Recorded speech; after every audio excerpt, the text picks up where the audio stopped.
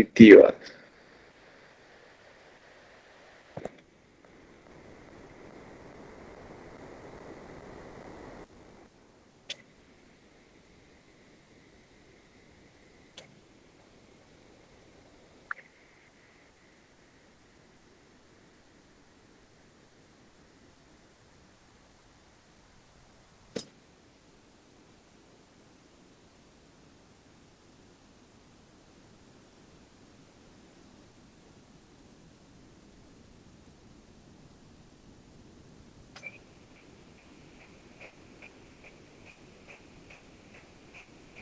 Bueno, entonces inicio con una disculpa. El tráfico estaba fatal y cuando vine aquí a la oficina no lograba tener acceso a mi correo, entonces ahí tuve que improvisar con ese video que estuve pues buscándoles para que alguien pueda explicarle pues de una manera más fluida la diferencia de entre estas individualidades que tiene cada pensador, de cómo se manifiesta la sociología y cómo interactúa el individuo en ella.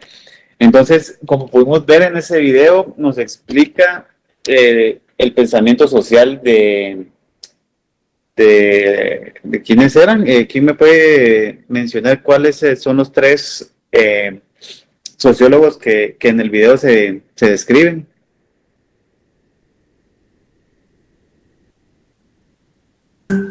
Dunker, Wimber y Max. Sí, exactamente. Y vamos viendo cómo cada uno, pues obviamente tiene sus particularidades y si bien es cierto, tienen sinónimos, podríamos decirlo así, en los términos que utilizan, pero con una acepción distinta. Entonces vemos lo que habíamos visto en clase, ¿verdad? Bueno, el único que no menciona en el video es Augusto Comte. Pero bueno, repasemos brevemente quién era Augusto Comte. Como vimos, era un sociólogo francés. Él nos dio tres aspectos que atraviesa cada sociedad en tres estados, el cual nos mencionaba que era el teológico o religioso, el metafísico y el científico. El teológico, pues también se le puede denominar ficticio, ya que este busca la explicación y el porqué de las cosas únicamente por la naturaleza de las mismas. Entonces, este también fue denominado ficticio porque predominaba la imaginación, ya que no se hacía una investigación racional sobre el porqué y cómo sucedieron las cosas. Entonces, por eso se le denomina ficticio ese teológico, ya que no busca más allá, sino solo nos da pues aspectos absolutos, no busca precisiones o particularidades dentro de estos fenómenos que suceden. Por eso, pues, bueno, como ya les dije, predomina la imaginación del hombre sobre estos hechos. Posteriormente tenemos el metafísico, que, que aquí ya se empieza a buscar el porqué y la explicación de la naturaleza sobre las cosas. Digamos que aquí mantiene un poco el carácter teológico porque sigue dando explicaciones absolutas, pero ya nos va alejando de ese estado teológico o ficticio, puesto que ya nos empezamos a alejar de esos conceptos absolutos y ya empezamos a ver más allá y no únicamente de conceptos imaginativos, sino comprobativos. Y posteriormente el estado positivo, que es la última etapa de desarrollo del humano. No busca el porqué de las cosas, sino el cómo aparecen y sus comportamientos y cómo se van desenvolviendo estos fenómenos. Entonces ya vamos viendo que no únicamente busca un porqué, sino cómo son y cómo se van comportando para darle una explicación posterior a esto. Entonces nos describe los fenómenos y la regularidad que se van dando de los mismos en su obrar. Pues aquí como vimos, este tiene un rasgo distintivo que sería la la subordinación de la imaginación ante la observación, o sea, predomina la observación y los resultados que obtenemos de la misma, más que únicamente imaginar del por qué se podrán estar dando esos sucesos. Sabemos que se tiene predominancia sobre el hecho de la observación, de ese empirismo, esa participación en la observación y método científico, podríamos decirle así, ante suposiciones que carecen de fundamento. Entonces, este era el pensamiento que tenía Augusto Comte y fueron los aportes que nos dieron en la sociología. Posteriormente podemos hablar de Emile Durkheim, que como bien vimos en el video, él nos da otra concepción sobre los aspectos sociológicos y él nos proporciona aspectos como el hecho social, la educación moral, la división del trabajo, y vemos cómo estos tres están interconectados, porque, bueno, también la acción colectiva, perdón, se me olvidaba. Estos cuatro aportes van interconectados, porque nos dice Emile Durkheim que los hechos sociales son considerados cosas naturales, pero indica también que todo objeto de conocimiento no es naturalmente compenetrable en la inteligencia, todo aquello de lo cual no podemos tener una noción adecuada por un simple procedimiento de análisis, todo aquello que el espíritu solo puede llegar a comprender a condición de salir por sí mismo por la vía de la observación y de las experimentaciones. Entonces vemos que los hechos sociales se entienden entonces como maneras de sentir, de actuar o pensar. Y este hecho social, digámoslo, la acepción es de una manera individual. Y posteriormente, cuando esa acción individual se traslada dentro de un contexto de un ser supraindividual, que hablamos colectivo, encontramos la acción colectiva. Entonces, esta la define como el conjunto de creencias y de los sentimientos comunes al término medio de los miembros de una misma sociedad. Constituye un sistema determinado que tiene su vida propia. Se le puede llamar la conciencia colectiva o común. Entonces, aquí vamos a ver que no únicamente lo ve Emile Durkheim como el conjunto de individuos, ni como un individuo, ni como un conjunto de individuos, sino que él le da, podríamos decirlo como vida a ese ser supracolectivo, supraindividual, como la sociedad como un ente autónomo. Entonces no únicamente se refiere a un conjunto de individuos, sino que ese conjunto de individuos toma vida propia y es ese contexto social, esa sociedad, y a eso se refiere con esa acción colectiva. Y vemos que a través de esta conciencia supraindividual, que es la sociedad, aquí se realizan la educación moral, que es el tercer aspecto que nos proporciona. Y esta educación moral, como hemos visto, son todas esa primera fase de socialización que tiene el ser humano, que le están, pues, como bien dice la palabra, socializando, lo están, digamos, como habíamos dicho, adoctrinando, donde se le está dando esa primera fase y segunda fase. La primera fase es en la que se le muestra a la sociedad en un contorno familiar, donde se le enseña pues la comunicación, ya que podríamos decir que es por excelencia la consolidación de la sociedad, porque a través del diálogo, del habla, del lenguaje, es que el humano puede iniciar esas relaciones sociales con otras personas y otros individuos. Entonces, a eso se refiere como la primera fase de la socialización. Y aquí vemos cómo la educación moral lo ve él como una posibilidad de transformación de la sociedad. Una sociedad se apoyaría en una educación intelectual basada en pensamiento racional y una sociedad moral. Entonces, una sociedad, al ser un foco intenso de actividad intelectual y moral, las acciones y las reacciones que van intercambiando los individuos, se desprende una vida totalmente nueva para para el individuo.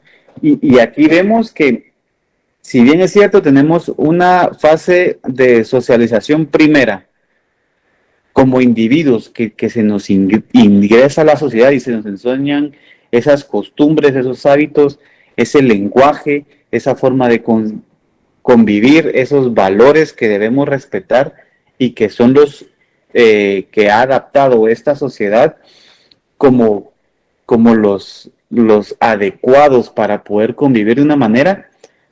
Aquí vemos que esa segunda fase de socialización ya es el intercambio de todo eso que hemos ido aprendiendo, que se lo vamos a ir aplicando a distintos aspectos en la vida. Y podríamos decir que ahí se desprende nuevamente, vemos cómo el hecho social, digamos lo del aspecto individual, va a la acción colectiva, posteriormente esta educación moral, y pasamos al cuarto paso que nos da este sociólogo, que es la división del trabajo. Entonces aquí vemos cómo el ser humano dentro de este ente social se ve especializado en determinadas ramas y cada uno va cumpliendo una función específica dentro de la sociedad. Entonces tenemos personas que se dedican a la salud, al cultivo de alimentos, a la venta o producción de determinados bienes, servicios, y se va especializando este ser humano dentro de distintas formas que complementan el funcionamiento de la sociedad. Me dice Leonel Mackenzie. Fíjense que dentro del libro que tenemos ahí pues lamentablemente no nos da nadie sobre los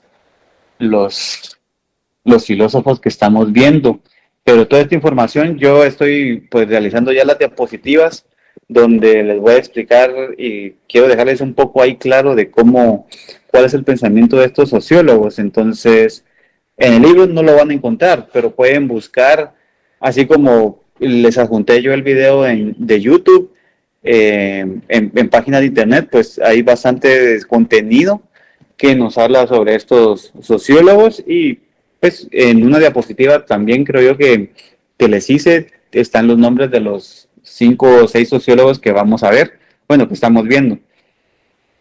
Igual yo voy a subir la diapositiva, espero esta sí subirla el fin de semana para que ustedes tengan un tiempo de repasarla. Bueno, este es el último paso que nos dice, esa es la división del trabajo. Entonces, cada tarea que se le designa al hombre es distinta y es una, digamos, independencia de cada individuo dentro de la sociedad que es imprescindible para conservar la misma sociedad. O sea, toda la tarea es importante y funciona de determinada manera que cumple un rol que se complementa con los demás. Entonces, si yo me dedico a la producción de alimentos, necesito necesariamente de un médico, de alguien un ingeniero que vea en el sistema de aguas, de un gobierno que regule las condiciones de trabajo, de representantes obviamente políticos, un abogado que haga valer el sistema legislativo de cada positivo legal de cada sociedad. Entonces, a eso se refiere con esta división del trabajo, que cada rol es importante en la sociedad para que pueda subsistir, ya que sin esto no avanzaría la sociedad y se estancaría, no fuera dinámica, sino estática. Y esos son los aportes pues, de Emile Durkheim que hemos visto. Posteriormente vimos a Max Weber, que nos hablaba sobre la unidad mínima de análisis. Y nos manifestaba de que ésta se fundamenta en la acción social. Entonces se refiere aquí a una conducta humana que va dirigida hacia otra persona. Creo que en el video es donde explica de que existe acciones sociales distintas que van dirigidas y se topan con otra acción social.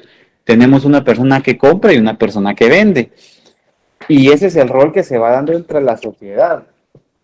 ¿Y cómo van haciendo eso? Entonces, la definición que nos da Weber sobre la sociología es que es una ciencia que busca comprender por medio de la interpretación a la acción social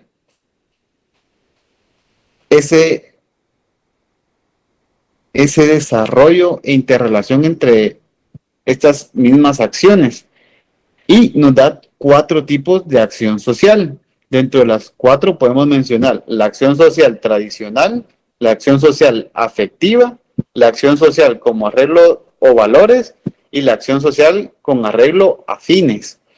Ahí pudimos ver de que pues, no da el video no da una definición propiamente de estas, pero podemos decir que la acción social tradicional es aquella acción que se realiza porque el individuo posee ciertas costumbres que adquirió en el pasado.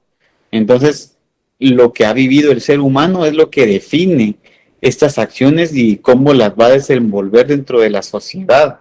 O sea, ese hábito repetitivo que va a tener en la misma. 2, la acción social afectiva. Es la actividad llevada a cabo por impulsos emocionales y sentimentales. No es racional con sus acciones y tiende a ser impulsivo. Aquí vemos que el ser humano cede ante las emociones y ese acto que sufre la mente del individuo lo transmite en la sociedad por cómo se hace sentir, por lo que siente, por lo por el giro de sus sentimientos. 3, la acción social con arreglo a valores. Es la acción guiada por los valores del autor, es decir, los componentes principales son principios y las normas, un conjunto de valores junto con un concepto de racionalidad lleva a cabo una acción social. O sea, aquí vemos los valores que tiene el individuo que se le han inculcado dentro de su propia sociedad, dentro de ese ente social independiente que lo motiva y del cual forma parte y haya formado un criterio, una ideología de cómo debe actuar. Y 4, que es la acción social con arreglo a fines, que dice que consta de la acción racional llevada a cabo para conseguir un objetivo en concreto. O sea, que realiza una acción con el fin de lograr un objetivo. Entonces, hablemos del ámbito especializado de la división del trabajo, pues busco realizar esta acción. Si yo vendo productos, para que alguien me compre ese producto, y ahí es donde se materializa esta acción, ya que tiene un fin, y este fin podemos verlo también como un resultado. Entonces yo realizo todas esas acciones con el fin de tener resultados. Y a Carlos Marx, pues como vimos en la clase pasada, a él se le pues, identifica bastante por relacionar la sociología con el ámbito económico, ya que él percibe la sociología como materialista. Entonces, él mismo nos da la estratificación del hombre en la sociedad. Establece que las personas en una sociedad se dividen en clases y observa que en la historia pues han existido múltiples batallas de clases antagónicas y que eso se ha dado en todas las épocas de las historias, es un constante enfrentamiento y que existen 2 personas, el capitalista que, pues, redundando, posee el capital y el proletariado, el obrero que dentro de un sistema capitalista vende su fuerza de trabajo, ya que no puede venderse, digamos, a él propiamente como el producto, sino que lo que se toma es que ya no se vende a él como persona, sino su fuerza de trabajo para producir ante el capitalista. Y nos da 2 teorías, que es la teoría del trabajo enajenado, esta misma que hemos visto que a él se le despoja de su fuerza de trabajo, del resultado del trabajo, ante el capitalista que lo toma como propio y hace suya las ganancias. Y también la teoría del conflicto, que se basa en el cambio social, en todo, que el cambio social va a ser constante dependiendo del conflicto que se vaya dando en la sociedad. Y creo que esos serían los aportes más importantes de Carlos Marx. Y aquí, pues, ya no lo pudimos estudiar en la clase pasada. Sin embargo, según yo he podido, pues, investigar sobre este autor y no se le da mucha relevancia en la sociología, puesto que su obra de la estructura social y demás obras y sus teorías han sido consideradas como obsoletas y con un lenguaje poco comprensivo para las personas. Entonces, él fue el primer sociólogo, digámoslo, que fundó su primera teoría sociológica en Estados Unidos, y él nos da una serie de teorías dentro de las cuales podemos tener la teoría de la acción social. Esta teoría se basa en las ideas de otros sociólogos, como podemos mencionar a Weber, y define como el condicionamiento o conducta social como una respuesta automática e irracional ante un estímulo. Aquí hablamos que el ser humano va a reaccionar ante un estímulo, y ese estímulo nos lo va a dar esa convivencia con otros individuos. Entonces, valora la acción social considerándola una respuesta que amerita un proceso mental creativo. Ok, sí, los que tengan que irse saliendo, pues ahí sí que están en su libertad de hacerlo, y que no tengan pena. Bueno, ahí tendrán que esperar las diapositivas para ver estos temas. Entonces valora la acción social considerándola una respuesta que amerita un proceso mental creativo. Esto conlleva la proposición de un logro u objetivo y el análisis de los factores que inciden para desarrollar la idea, planteando 3 elementos para que exista un núcleo de la acción social. Y estos 3 son el acto de unidad, voluntarismo y el entender. ¿Cómo definimos estos? El acto de unidad. Este se refiere a la existencia de un individuo actor que ejecute la acción. Entonces, esta es la base fundamental de la acción social que nos da, puesto que tiene que existir este individuo para que pueda darse esta acción. Sin esto no podría darse una acción, porque si no existe el individuo, no existe quien la ejecute. Pues lo vemos como lógico. Después, el voluntarismo, que es el objeto o la meta que guía la acción del individuo. Podríamos decir que esta es la voluntad de esa acción. ¿Cuál es el motivo de esa acción? Si yo decido levantarme de mi asiento e ir a hablar con una persona, lo hago porque tengo implícita esa voluntad, ese voluntarismo de hacerlo. Y posteriormente el entender, que son las condiciones internas y externas de tiempo y espacio donde se desarrolla la acción.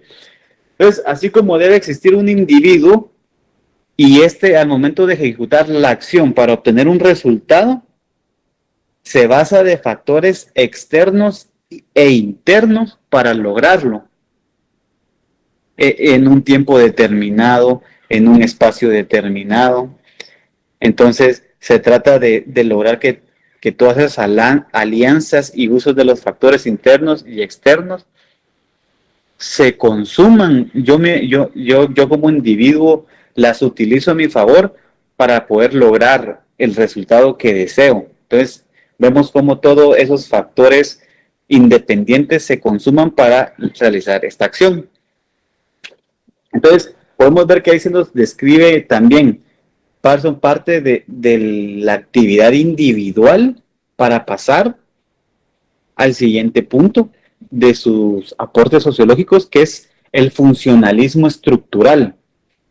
Y este plantea que las sociedades tienen que autorregularse como mecanismo de supervivencia, que esto tiene como resultado un orden social. Entonces, desarrolla una constante interrelación y redefinición de sus elementos, valores, metas, funciones a partir de acciones sociales. Estas son ejecutadas por los individuos de manera racional. Y lo que busca es lograr los medios adecuados para lograr sus metas. No por una respuesta mecánica o automática, sino impulsados por los valores y patrones de conductas interiorizadas a partir del conjunto de mecanismos de influencia social establecidos por instituciones. Entonces, para definir una estructura de los objetivos que se plantean los individuos en su accionar, estableció 4 prerequisitos funcionales. Pueden apuntar que es el rol como primero, las normas como segundo, valores como terceros y colectividades como número cuarto. Yo sé que es cansado porque al hablar de estos autores pues tenemos que ser muy teóricos y tenemos que basarnos en aspectos muy específicos. Entonces yo sé que puede tender a ser un poco aburridas estas clases, pero ahí sí que son los pensamientos que nos dejaron y pues este punto de la clase es un poco tedioso, pero aguantemos y ya vamos a terminar esta clase. Entonces nos da 4 prerequisitos funcionales para que se pueda dar ese funcionalismo estructural. Entonces tenemos el rol, que es el papel que juega el individuo dentro de un sistema que puede jugar diversos roles dentro de la vida dependiendo de su función o que le toque hacer dentro de uno u otro sistema. Algo confuso cómo nos dan esta definición, pero es fácil. Entonces el ser humano no solo cumple con un rol dentro de la sociedad. ¿Por qué? Porque yo cumplo mi rol como padre, puedo cumplir mi rol como hijo, puedo cumplir mi rol como abogado, puedo cumplir mi rol como doctor, como político. Entonces, el ser humano tiene que ir adaptándose y haciendo esa fase 2 de la socialización. La primera es donde se nos enseñan todas esas costumbres, el lenguaje y todo eso, esa inducción primaria para la socialización. Y el segundo es ese proceso de socialización que nos dicen estos autores, específicamente Parson, que esa socialización secundaria nunca termina, es perpetua. ¿Por qué? Porque siempre vamos a estar conviviendo nuevamente, vamos a tener que iniciar nuevos, vamos a estar en distintas, digámoslo, comunidades mínimas sociales, donde vamos a tener que estar cambiando de trabajo, donde vamos a convivir con la familia de mi novia, un ejemplo, de mi esposa. Entonces vamos a ir cambiando de sociedades y vamos a tener que estar en ese proceso de socialización constante. Entonces nunca nos vamos a detener y dentro de estos aspectos vamos a cumplir roles distintos. Como ya les dije, como hijo, como padre, como esposo, como novio, como abogado, como profesor, como alumno. Entonces tenemos todos estos montones de roles que va a ir cumpliendo el individuo. Y ese sería el aspecto de la estructura funcional número 1, el rol. Número 2, son las normas, que es el conjunto de normas obligatorias o no que existen en el sistema. Y estas pueden ser específicas, explícitas, entendidas, acostumbradas o sugeridas. Entonces aquí vemos que nos encontramos con el marco normativo que puede estar vigente dentro de la sociedad o esas normas morales de convivencia, religiosas o culturales que vamos a consumar, que vamos a realizar con el ánimo de convivir en armonía con la sociedad, porque detectamos qué es lo que se debe hacer o se debe realizar para tener un proceso de socialización adecuado. 3, valores. Es el conjunto de creencias, costumbres y principios que maneja un sistema y que deben ser de aceptación general. Y aquí vemos que estos valores se van dando dependiendo de la sociedad y que estos valores varían dependiendo del contexto social que vamos viviendo. Porque si lo ponemos en práctica actualmente, antes estaba bien visto que al tener hijos y que cumplieran 13, 12 años, pues ya no se les daba estudio y debían iniciar a trabajar y era normal. Actualmente cuando vemos que se le está poniendo a trabajar a un menor de edad de 13 años, ya la sociedad lo está viendo mal, ya no lo permite y esos valores van cambiando, el contexto social va evolucionando. Entonces vemos cómo estos valores pueden ir cambiando a través de la sociedad y por eso también es otro aspecto importante que nos dicen que el proceso de socialización no termina, porque la sociedad es dinámica, va avanzando, se va transformando, no es estática. Las creencias que hoy tenemos en el futuro pueden ir cambiando. Y cuarto, las colectividades, que son las instituciones que se encargan de socializar las relaciones de un sistema y surgen de acuerdo con las necesidades que generan y se deben de dar por satisfechas. Entonces nos da, ahí estábamos, bueno, hemos visto la teoría de la acción social, que ya vimos que esta se define como la conducta social como una respuesta ante un estímulo, el funcionamiento estructural, que hay 4 roles que debe cumplir el humano dentro de la sociedad para que se dé ese funcionamiento estructural dentro de la misma. Y aquí vemos el tercer punto, que es la adaptabilidad, que según este sociólogo, en el sistema social se debe adaptar a su entorno, a sus necesidades y satisfacer a la vez las exigencias de este. Que vemos cómo se complementa con el pensamiento que tenía Carlos Marx, porque él nos habla de que el hombre se une en sociedad para satisfacer sus necesidades. Entonces, todo el sistema debe estar interrelacionado y regulado entre todas las partes que lo constituyen. Todo el sistema debe renovar constantemente las motivaciones culturales. Cada individuo dentro del sistema social tiene un rol, estatus, que le da una posición dentro del sistema y lo convierte en actor o ejecutor de acciones sociales. Entonces el sistema debe ser compatible con otros sistemas, los cuales deben estar relacionados en dependencia. Además debe satisfacer eficientemente las necesidades del actor. Ahí vamos a lo mismo, el sistema se va adaptando, el individuo va evolucionando, el colectivo social se va transformando y va creando instituciones, valores, costumbres, hábitos, normativas nuevas que van dejando en obsoleta a otras costumbres que se han ido dando. Y la cuarta teoría que nos comparte, pues aporte que nos da Talcott Parsons, es una visión ideal del estructuralismo funcional. Y para entender esta teoría científica, él parte de descubrir una realidad, luego busca explicarla, comprenderla y predecir las consecuencias en una visión futura de la misma. Entonces, el estructuralismo funcional dibuja una visión ideal de la sociedad dominante en la que vivimos, en donde las deficiencias de las instituciones son cubiertas por otras instituciones sustitutas. Estamos viendo cómo vamos cambiando de instituciones y cómo va evolucionando. Y esos serían los aportes que nos da Talcott Parsons. Igual, yo sé que es bastante contenido.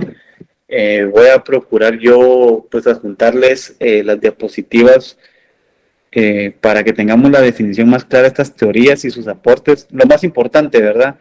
Así como Augusto Comte son los 3 estados, el teológico, el metafísico y el positivo. Carlos Marx sobre la lucha antagónica de clases, de que la sociedad es materialista y se organiza para la superación y satisfacer sus necesidades.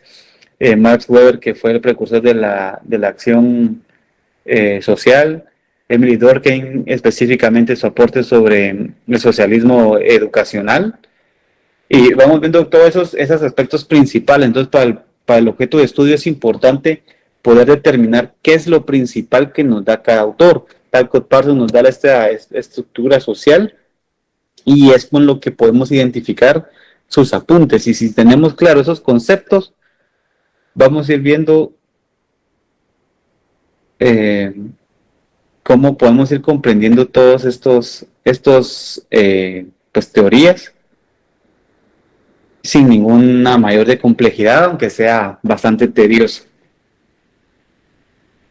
Y para finalizar tenemos el último, que es Robert King Merton. Y él, su aporte, pues consistente, definámoslo como las estructuras sociales eran las que determinaban al hombre.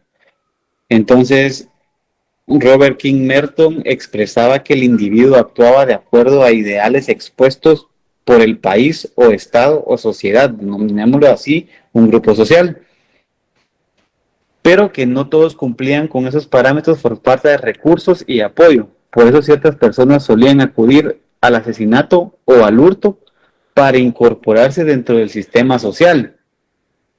Entonces ya vemos como esas falencias que ese ente supraindividual no logra cumplir con todos los individuos, por lo que el individuo debe tomar acciones para lograr subsistir dentro de la misma.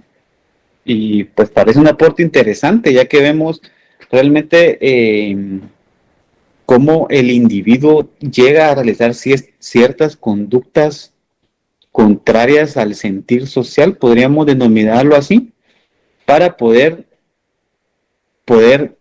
existir, poder seguir manifestándose dentro de la misma.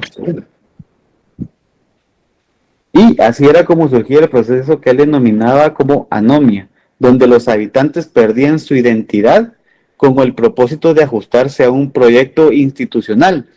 Y aquí vemos también lo mismo que nos decía Juan Jacobo Rousseau en su obra El contrato social, que el individuo renuncia a ese libertinaje, a ese estado natural,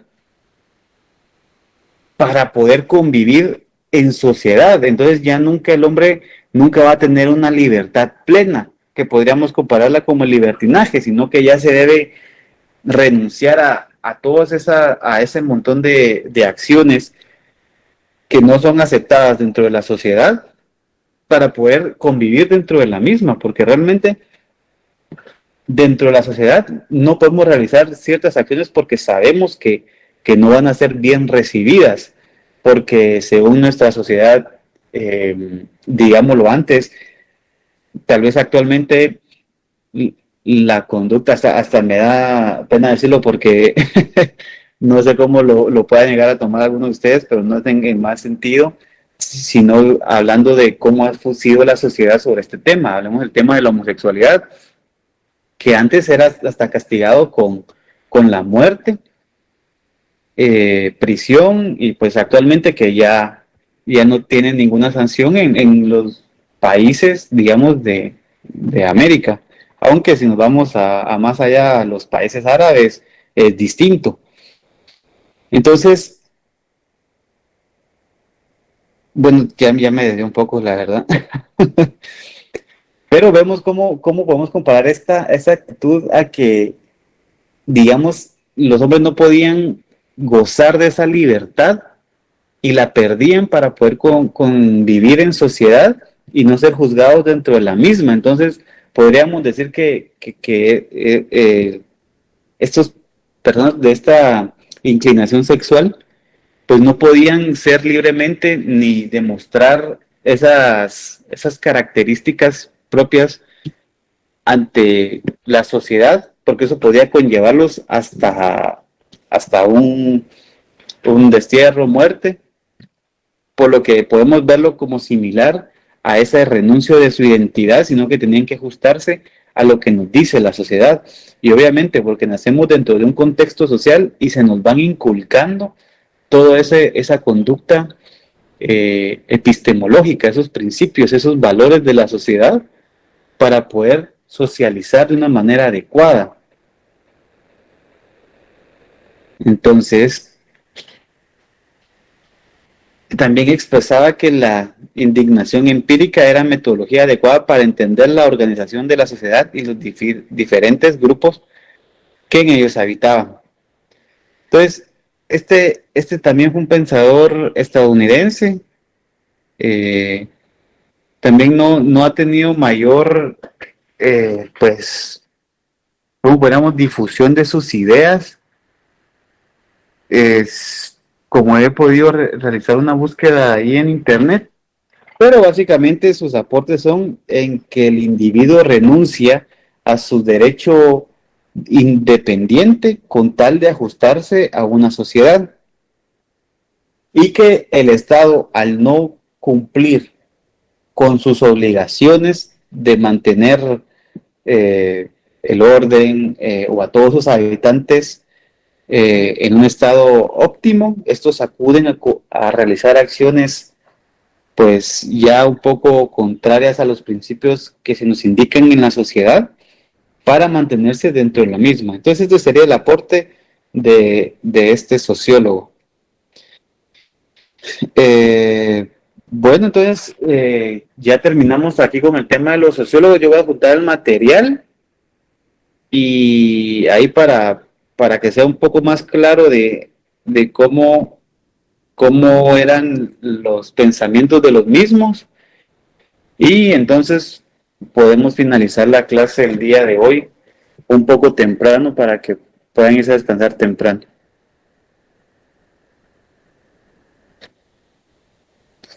Gracias, Nick. Feliz noche. Gracias, Lick. A ver, Mackenzie dice, déjeme ver el chat. Déjate proyectar.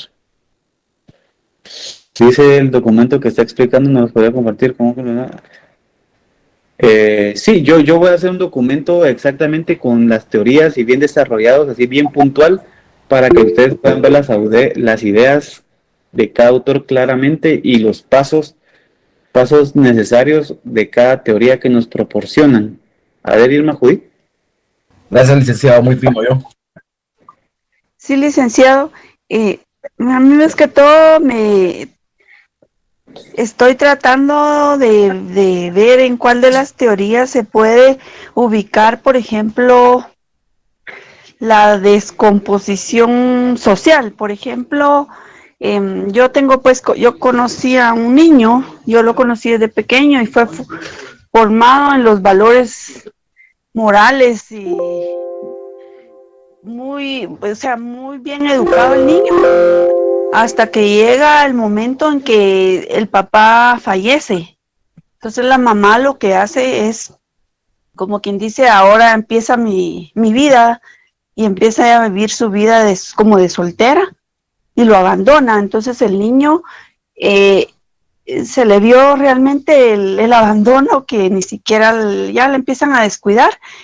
Después se inmiscuye en drogas, y cuando llega a grande, llega hasta el punto, pues, como se ha visto, se vio un último caso, pues, de llegar a convertirse en el apodo de, como decirle, el golpeador, ¿verdad? Pero, ¿dónde podría enfocarse esta descomposición, digamos? ¿En cuál de las teorías? Mira, a mí se me viene a la mente lo que acabamos de ver de este sociólogo de Robert King, porque él nos habla de que el Estado falla en ciertas conductas y eso hace que la persona, con tal de convivir en ella, se realice ciertas acciones para poder mantenerse dentro de la misma. Sin embargo, también no podemos hablar propiamente únicamente de ese aspecto, porque vemos que todo individuo cumple un rol dentro de la sociedad. Como bien dije, el rol de padre con su hijo, la madre con su hijo, del Estado con los habitantes, y ahí podríamos observar cómo el niño pues se le abandonó, y las personas encargadas de cumplir el rol con él dentro de la sociedad no realizaron ese proceso de socialización completamente. Digamos que podríamos suponer que falló esa socialización que se da dentro de los el sistema educativo que nos decía Emily Durkheim, y esos valores no le llegaron, y no por parte de su núcleo de socialización primero, que es la familia, y socialización segundo, que son los institutos de enseñanza, como decía él, por ser los entes donde nos enseñan los principios, costumbres dentro de la sociedad. Y probablemente él, al no tener personas que incumplieran con el rol determinado para que sea un ciudadano pues productivo, digámoslo así, se fue como que alejando de esas tendencias, y se encontró con otro grupo social que lo adoctrinó en ciertas tendencias, como podemos analizar el grupo de las maras, Entonces él se fue creando en ese grupo y se le fue enseñando ciertas conductas para subsistir, porque se ve en la necesidad. Si no tenía quien le proveera alimentos, un hogar, obviamente todo ser humano necesita pues tener a alguien con quien convivir, con quien mostrar afecto, y lo encontró ahí y se fue formando y se fue uniendo a ese grupo, se fue tornando violento porque esas conductas son las que le enseñaron ahí para poder ubicarse dentro de ese grupo social e ir escalando dentro del mismo, porque hay un filósofo, decía, no tengo presente, creo que fue Talcott Parsons, que la sociedad ubica al hombre y el hombre debe ir adaptándose al contexto en el que se ubica. Entonces, conforme se ubica y se va moviendo, él va a tener distintas conductas y así se va a ir evolucionando dentro de la misma, porque eso es lo que le dicta a la sociedad. Entonces, obviamente estamos hablando que él es su sociedad, su grupo social, le indica que debe comportarse de determinada manera para poder ser apto para seguir dentro de la misma. Si no, se le desterraría, como nos decía este último sociólogo. Y podemos ver que se complementan varias conductas ahí y el abandono de los roles de las personas indicadas para que se le diera esa socialización adecuada conforme a los principios y costumbres de la sociedad en la que él vive. Muy bien. Le agradezco mucho, licenciado. Me dejó así que claro el concepto de esta duda que yo tenía. Muy amable, licenciado. Sí, hermano. Sí, no, al final considero yo que no es de ver como cuál es bueno y cuál es malo, sino de que debemos ver cuáles son las especificaciones de cada método, de cada teoría que se nos enseña, y son métodos distintos de cómo entender la sociedad, de cómo utilizar estos métodos de investigación, de análisis, y lograr tener un resultado.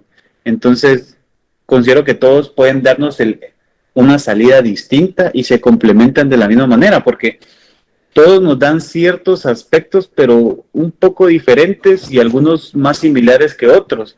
Entonces, yo por lo menos considero que no todos están tan separados, sino que solo son distintos como bases que nos permiten entender de una manera distinta a la sociedad. Muchas gracias, licenciado. Sí, me dejó mucho, muy amable, licenciado. Gracias. Bueno, Ira. Entonces, si no hay otra pregunta, finalizamos la clase. Feliz noche, licenciado. Y nos vemos el día miércoles. Y espero adjuntarles las siguientes diapositivas ya con el material suficiente para que vean todo ese tema de estos sociólogos.